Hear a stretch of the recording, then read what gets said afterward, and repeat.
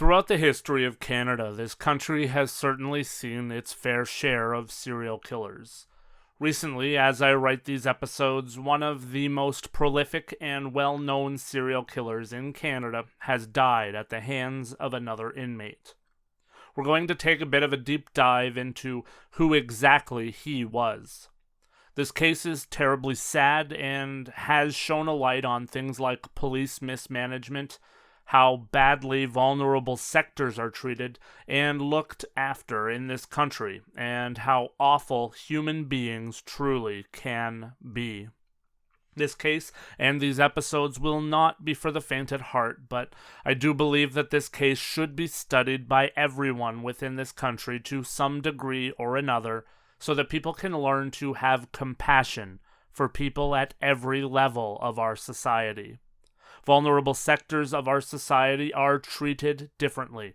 The headlines and the stories are digested differently, and the people are often disregarded and seen as easy targets for the worst of the worst within our midst. A lot can be learned from this story, this deplorable human being, and most importantly from the victims whose lives he took and the lives that he destroyed. Hello, my name is Lance, and welcome to episode 136 of Gone But Never Forgotten, The Pig Farm and the Vulnerable, Serial Killer Robert Pickton, Part 1.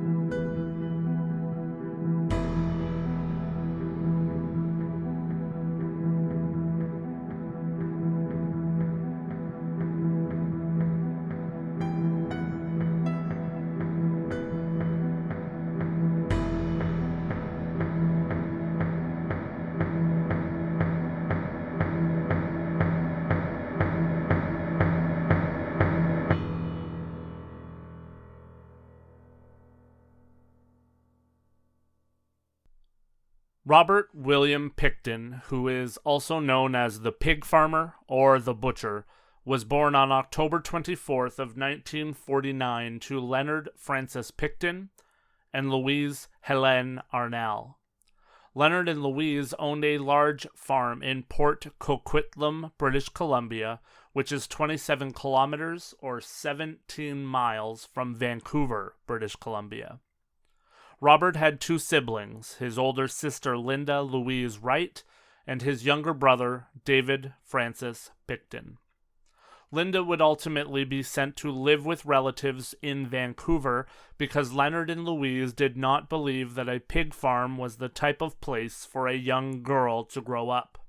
Meanwhile, Robert and David were kept at the farm where they were made to work incredibly hard. Robert and David were worked incredibly hard, especially by their mother, at the farm, and the farm was the most important thing in the world to the Pickton family. Louise believed that the pigs on the farm, which was their main source of income, were far more important than anything else in the entire world, up to and including schooling for the boys, a social life for the boys, and even personal hygiene.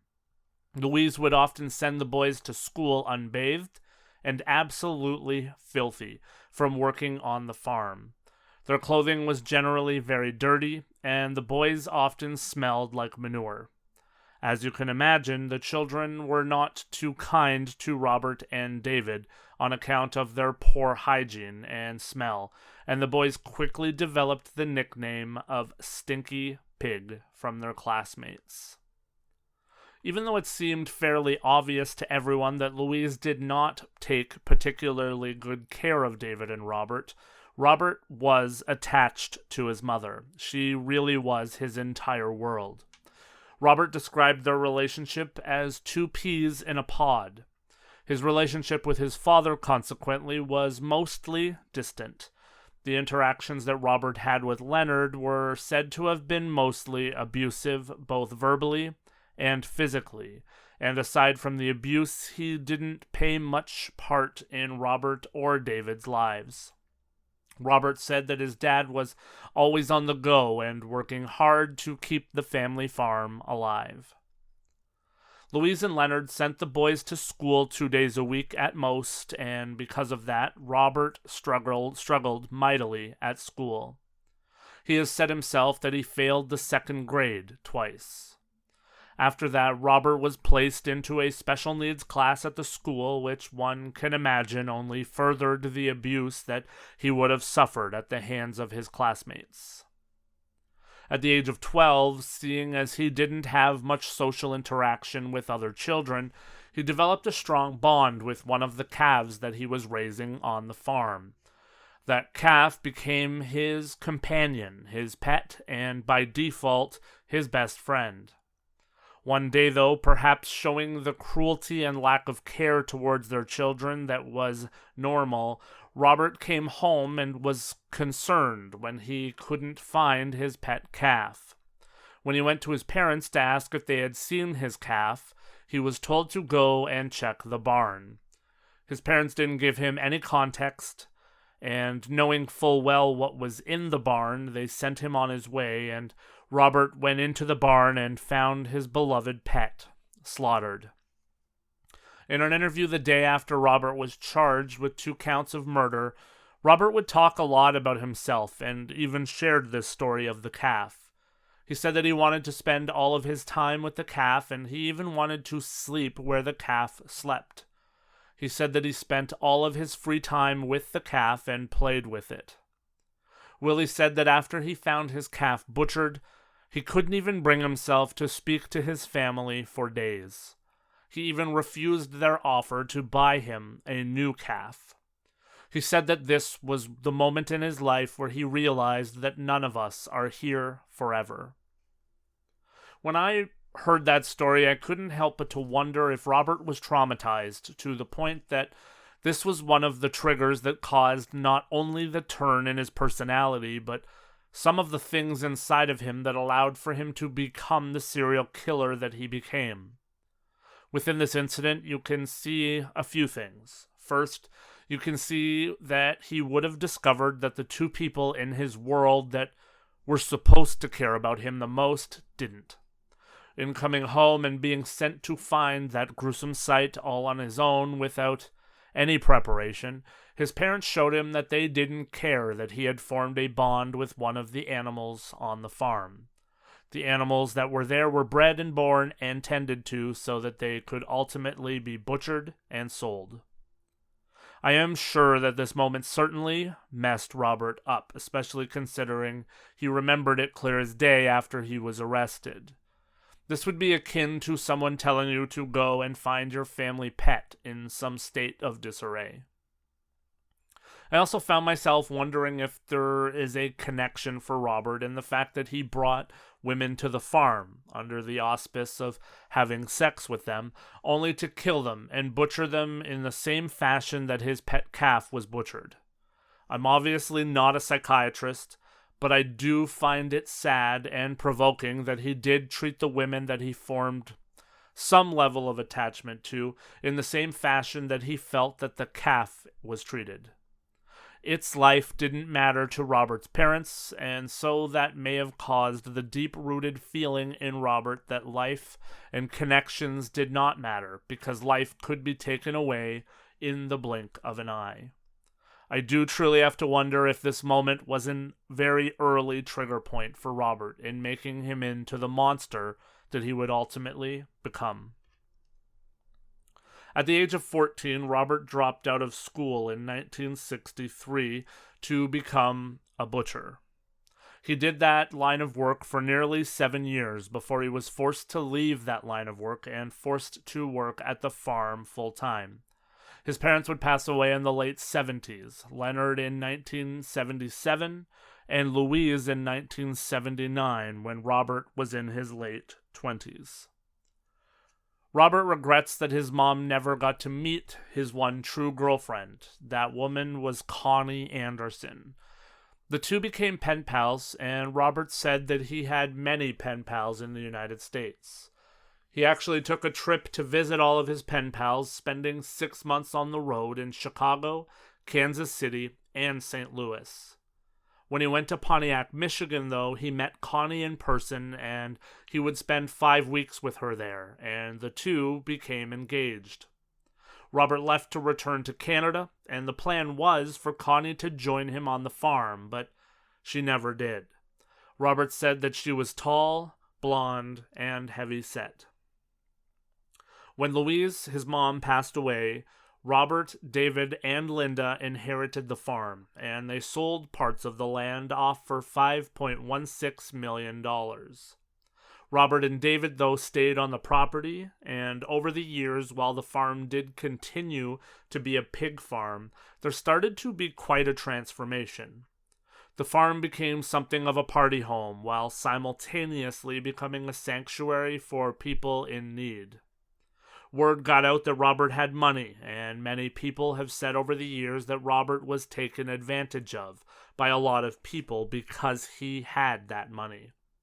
People would explain their dire stories to him or their great ideas, and they would ask Robert for money, promising, of course, to pay him back, but most of them never did.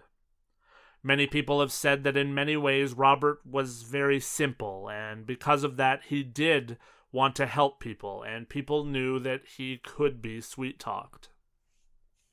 As the transition of the property started, the Pickton brothers were actually sued by Port Coquitlam officials because they were violating zoning ordinance for the property. They were neglecting the fact that the land had been zoned as agricultural land. They had altered one of the large farm buildings into a building where they held dances, parties, concerts, and other recreational get-togethers. The brothers even registered a non-profit charity that was called the Piggy Palace Good Times Society, and they claimed to organize, coordinate, manage, and operate special events, functions, dances, shows, and exhibitions, all on behalf of service organizations, sports organizations, and any other worthy groups. These events included raves and wild parties that featured many of Vancouver's sex workers. The events sometimes attracted as many as 2,000 people, and members of the biker gang Hells Angels were known to frequent events at the farm. From stories that have been shared, it does seem like when Robert and David sold the land and came into money, they found that they were seemingly popular for the first time in their lives. They had money, they had the means, and the location to throw parties, and they started to be known for the first time in their lives as more than two stinky boys from a pig farm. As Robert grew up, and as he started to do more of the work on the farm, and especially after the death of his parents, he started to become really acquainted with the part of Vancouver that is widely known as the Downtown East Side. The Downtown East Side, or the DTES, is one of Vancouver's oldest neighborhoods, and it is the site of a very complex set of social issues that include high levels of drug use, homelessness, poverty, crime, mental health struggles, and sex work. The community is also known, though, for strong community values and togetherness. The community has a history of social activism and art. In the 1900s, the DTES was the political, cultural, and retail center of Vancouver. As the decades went by, though, and the city of Vancouver grew, the city center shifted further and further to the west, and the DTES has largely become known as an impoverished pocket of the city. In the 1980s, there was a massive push in different areas of Vancouver to clean up hard drugs, sex work, and drug-related crimes and activities, and so the people that were being pushed out found themselves being pushed towards the Downtown East Side. The population of the Downtown East Side is estimated to be approximately 7,000 people. There are more males, there are more people living alone, and there are more Indigenous people in that area than there are in most other areas of Vancouver. The DTS also experiences Canada's highest rate of death from encounters with police, and there is a massive amount of distrust between the police and the people that live in the downtown east side. The downtown east side centers around the intersection of Main Street and Hastings Street, and it has been referred to as 4 blocks of hell in the past by the Vancouver Sun. Vancouver as a whole is estimated to have 1,000 sex workers within the city, and most of them can be found in the downtown east side. If you know anything about the history of Canada and the vulnerable sectors of our society that have been mistreated, overlooked, underpoliced, and undervalued, you can see from that description why this area was incredibly vulnerable. Notoriously in this country, Indigenous peoples, homeless people, sex workers, and drug users are amongst the worst treated and least valued by the general public and by the police. And so when you look at an area like the downtown east side, you can see why someone like Robert Pickton would focus in on this area as he developed more and more into the monster that he was. As I mentioned, Robert had a reason to frequent the downtown east side, and that was that he was using a rendering plant that was in the area. Rendering plants are plants that process animal byproduct materials for the production of tallow, grease, and high-protein meat and bone meal. These plants work closely with animal slaughterhouses and farms like the Pickton farm, and so Robert frequently went there to dispose of the animal remains and waste from the farm. At trial many years later, it would come out that prior to 2002, when things started to change, it would have been very possible for anyone to attend the rendering plant and dump their waste there without any supervision or attention to what was being dumped. Robert became known as someone that frequented the area, known as the Low Track in the downtown east side, where he would proposition women with money and drugs, and he would then drive them to Port Coquitlam to the farm. During this time was also when Robert started to be known as a bit of a white knight. He would often take sex workers and others to the farm, and after he heard their stories, he would offer them money or a place to stay or a job in order to help them to get back on their feet. Over the years, it seems that Robert did make a number of friends, if you can call them that, and he even did tell people at different times what he did to the sex workers that came to the farm, but nobody seemed to ever speak up, because there was a great fear of him and the people that he associated with. He also was protected because for many that he shared his secrets with in whole or in part, he was also their meal ticket and their drug ticket.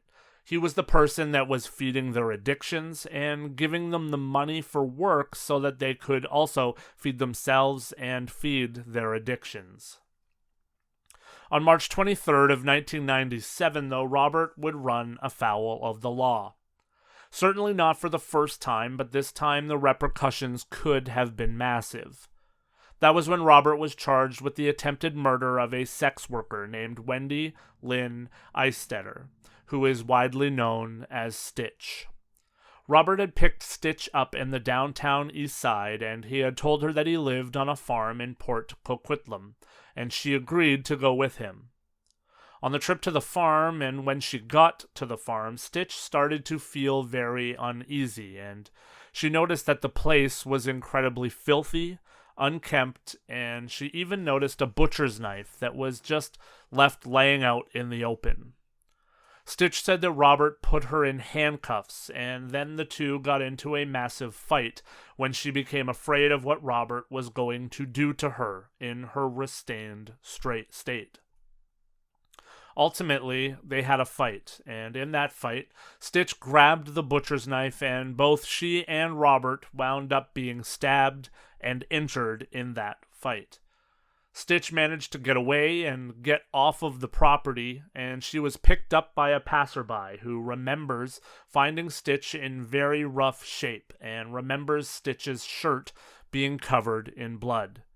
Still in handcuffs, the passerby drove Stitch to East Ridge Hospital, which was ironically where Robert would also drive himself to receive treatment for his wounds. While they were both at the hospital, a hospital worker found a key on Robert that opened the handcuffs that were still affixed to Stitch. Robert would be arrested and charged with 4 charges on that night, including attempted murder, and then he was released on a $2,000 bond. Even though it seemed pretty evident that Stitch had been attacked by Robert, and even though the key to her handcuffs were found on Robert's person, a year later the charges against Robert were stayed because the prosecution believed that since Stitch had a drug addiction, she was too unstable for her testimony to help them to get a conviction against Robert. A stayed charge generally happens when the Crown or the judge decides that a case moving forward would be bad for the justice system. Guilt or innocence is never determined. And so Robert Pickton was a free man because it was deemed that Stitch, the woman who he attempted to murder, was too unstable to present the case in court. This is the first of many times in these episodes on Robert Pickton that we will see instances of the police not reacting and crimes not being investigated properly because of the person that was the victim or the believed victim. Much as I believe that Robert's pet calf being slaughtered was a pressure point in his life, I feel like this incident with Stitch really helped Robert to realize that he could get away with the horrible things that he ultimately got away with for a very long time. There are deaths that have been attributed to Robert that occurred before his run-in with Stitch, but this was the first time that he almost got caught, and you have to believe that by having those charges against him stayed, he realized that because of the reasoning behind that stay, he had found a segment of society that he could pick and choose victims from that he might never be caught within. That's a very frightening thought and sobering thought indeed.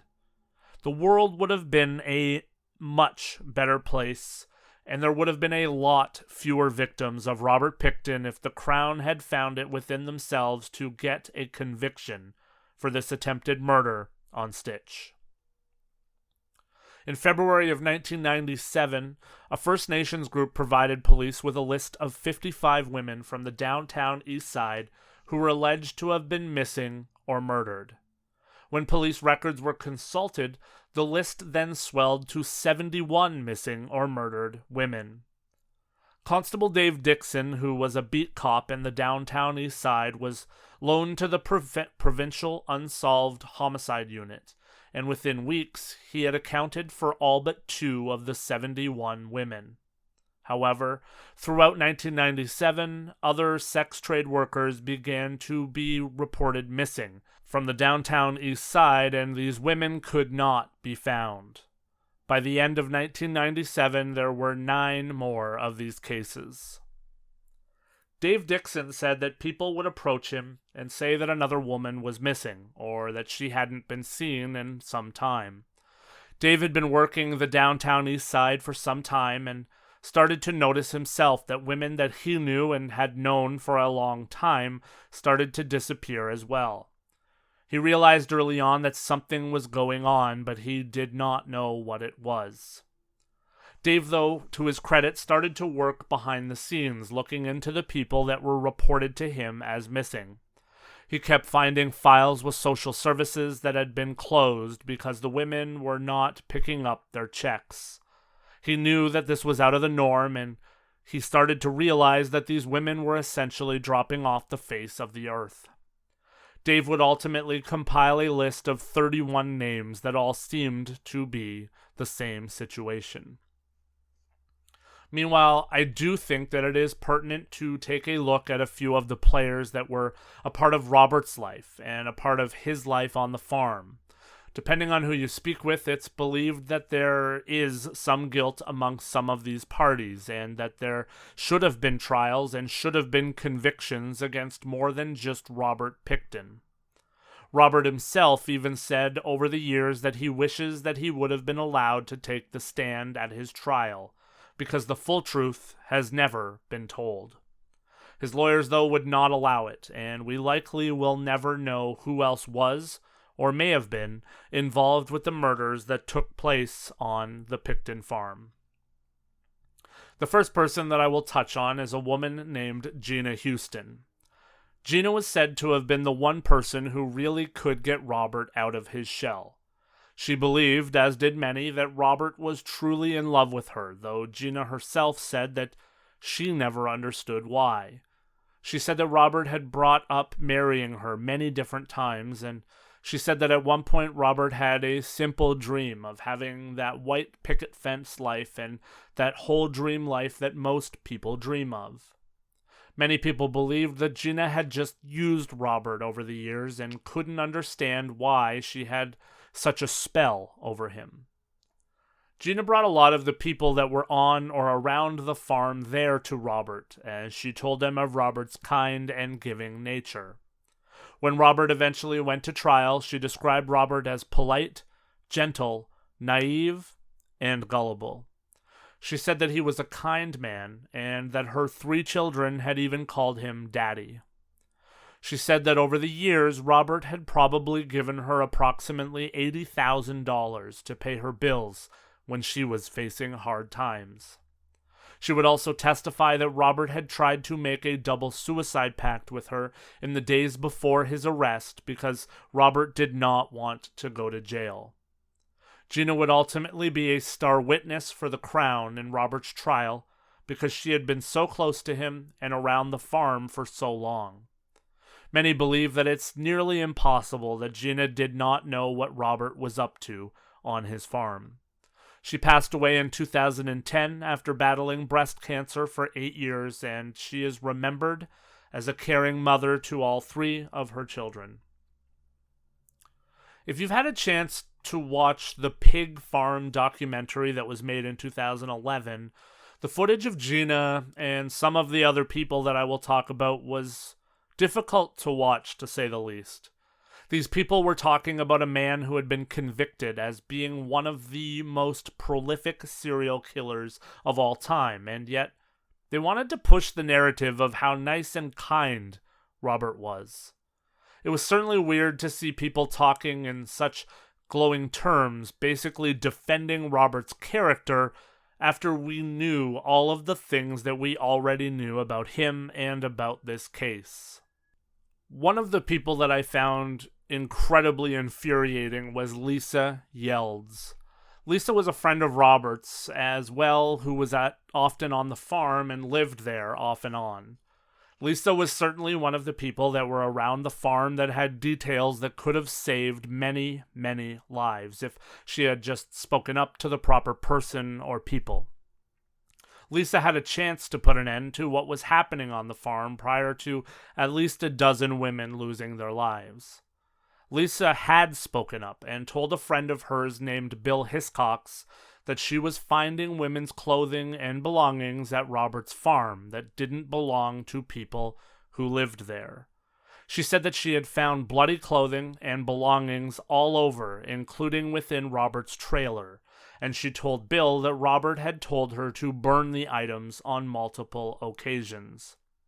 Lisa also told Bill that she had heard Robert bragging at times about disposing of bodies in his meat grinder.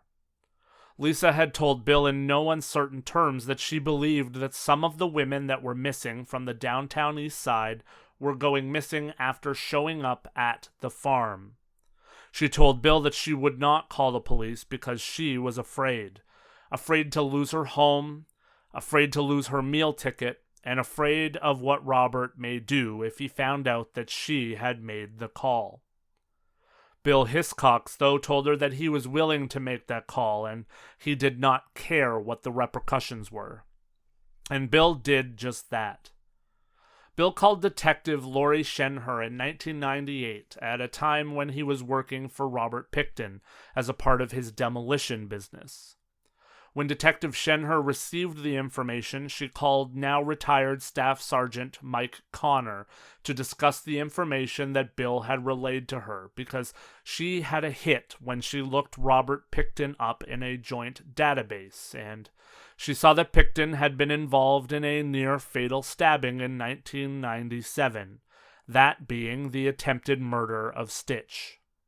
Detective Shenher and Staff Sergeant Connor then met with Bill on multiple occasions, seeking ways that they could corroborate the second-hand information that they had been given by him. They felt that they didn't have enough information, though, to get a search warrant. When they attempted to speak with Lisa Yelds, though, Lisa categorically denied everything that Bill had relayed to police, saying that she hadn't ever seen anything or said anything at all to Bill. In that aforementioned documentary, The Pig Farm, there is an interview with Lisa where she says that she denied everything because she hates cops and because she didn't see anything.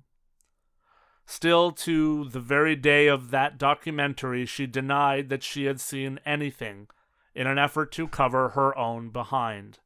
She doesn't even seem to have any sense of remorse about the fact that many more women lost their lives because she was too scared to stand up to her dear friend, Robert Pickton.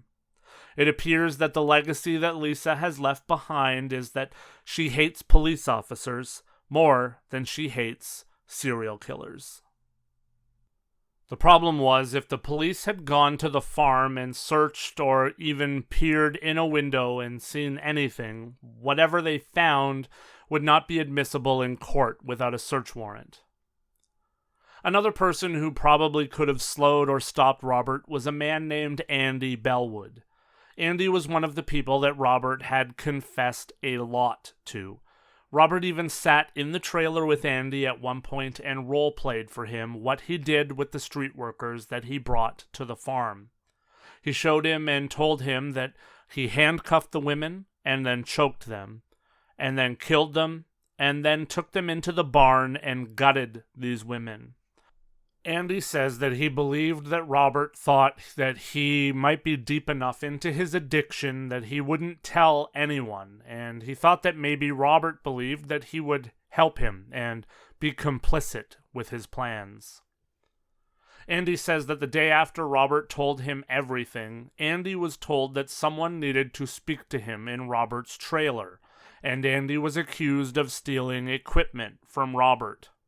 He was assaulted at that point by two men, and Andy believed that this was to ensure that he kept his mouth shut, and to ensure that he was scared enough that he would never talk about the things that Robert had told him. He was.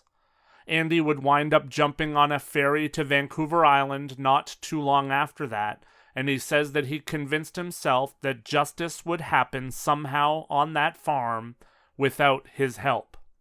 Andy Bellwood is another one of the people that knew what was happening, or at least had been told something by Robert that ran away rather than speaking up. Another person who ultimately could have stopped the monster and saved many lives. Around that time, things were starting to move, albeit at a snail's pace. Dave Dixon, who I want to stress is one of the good guys in this case, had continued to look into the missing women from the downtown east side, and he believed in June of 1998 that he had enough information that he could take it to a commanding officer. He went to Staff Sergeant Doug Mackay Dunn with the Vancouver Police Department, and he said that he was concerned that a number of women were going missing. Doug says that when Dave came to him with that, he went to his own wife, who worked as a nurse at the city jail. Doug asked her if girls that she was familiar with had gone missing, and she said that she had noticed a few. The Vancouver police started to look deeper into things at this point, and they wanted to develop a base rate over the past 20 years to see if the numbers were truly rising of missing women. They found that between the years of 1978 and 1994, there were only 0, 1, or 2 women that had remained unfound from the downtown east side. Starting in 1997 and going into 1998, though, there was a very dramatic spike in the numbers of women who had gone missing and had not been found. The question then became why. What had caused the spike? Why weren't there any reports of the women being found or of bodies being found? Why was it only women that were going missing? The reaction to those questions, though, was that there was no evidence that anything was happening, aside from the fact that women were mostly known as street workers, drug addicts, and indigenous women were going missing. There were no crime scenes, there were no bodies, and there was no evidence. The prevailing belief was that transient people were just moving on to new locations and new cities. Higher-ups within the Vancouver Police Department said that there was no proof that any of the missing women were related to each other, but consequently, those that felt that they were related said that there was also no proof that their cases were not related. Kim Rossmo, who is a geographic profiler who worked for the Vancouver Police Department at the time, says that she tried to get a working group going to investigate the disappearances in 1998, but that the group was shut down just 1 month after it got started. She said that many higher-ups in the Vancouver Police Department did not react nearly quickly enough to the possibility that there was a serial killer loose within the downtown east side. There is absolutely no denying that what she says is true. The Vancouver Police Department had a list of many women who had gone missing from the same place and with similar stories and similar lives.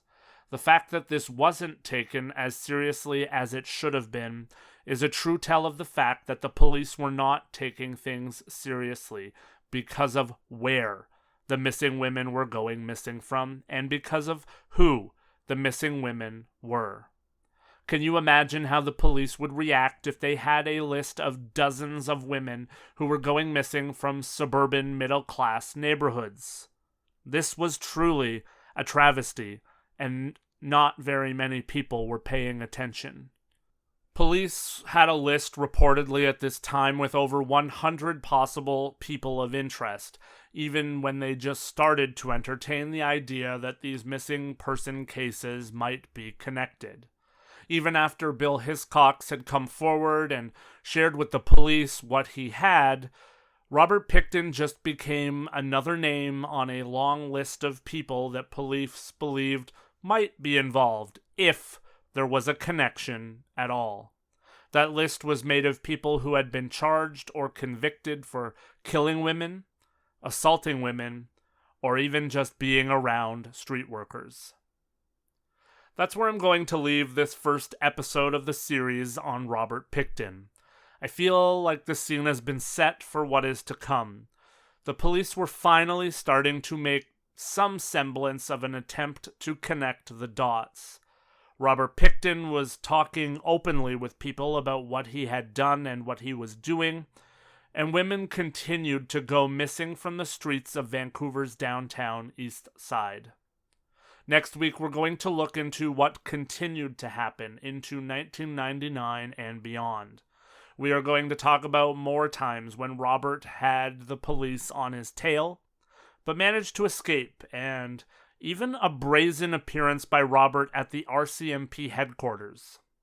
Next week, we will cover from 1999 to the arrest of Robert Pickton and his confessions to an undercover RCMP officer while he was in custody, and we will look at the charges that were levied against him.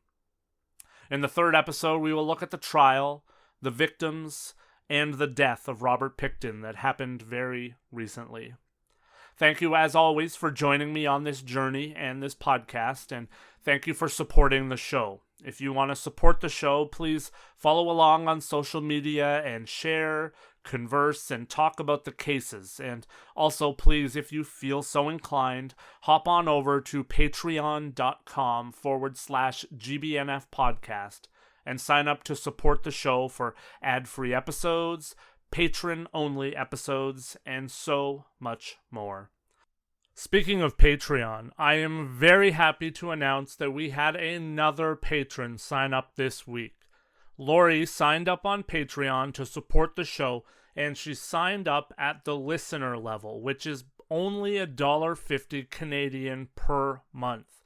You can't even buy a cup of coffee for that price nowadays, and Lori is supporting a podcast that she loves, and she also will get access to all patron-only content from the past and in the future.